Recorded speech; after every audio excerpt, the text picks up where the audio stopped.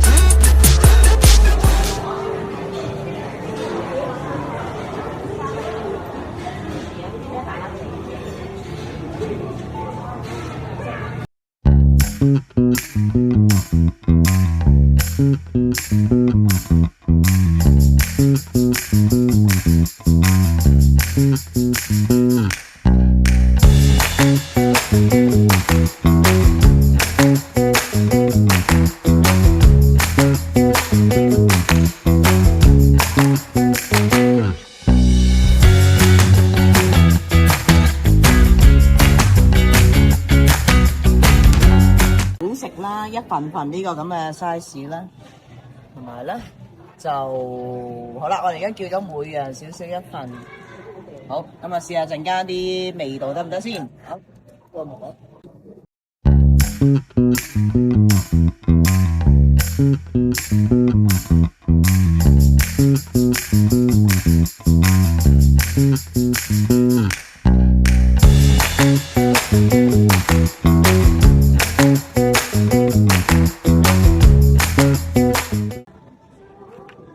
好啦，今次嚟試間韓國嘢咧，頭先影咗俾大家睇啦。我影下呢個餐先。咁我哋發現咧，就呢度係叫法咧，就限時2個鐘啦，係咪？限時2個鐘。咁啊，叫嗰啲嘢都好多，都算好多選擇嘅。同埋呢間嘢咧，就係喺而家仲係 soft opening， 係啦，仲係全身仲係 soft opening 嘅。咁係啦，我哋影啲嘢食有啲咩先？仲係 soft opening 嘅。咁選擇好多細碟啦，咁同埋出邊有個叫做沙律吧啊，咁我覺得都可以嚟試下，同埋環境咧係非常之舒服嘅。咁啊，同埋可以大部分都係啲有大部分4人台可以六個人嘅，所以都可以試下。咁好，我試下啲肉啦，肉咧好舒服，因為以前呢間鋪頭係一間銀行嚟嘅，所以入邊內籠啊、高啊都好舒服，即係唔係細店啦。咁啊，當然呢間嘢就好，大家都可以試啊。佢個價錢我覺得都合理，價錢好合理啦。咁因為佢有幾個有晏晝時段啦，同埋有小朋友嘅收費啦，係啦。咁我哋再試下先，我試下一個我哋試下個好。頭先啲小食我都有試，譬如小食啦，我影下先。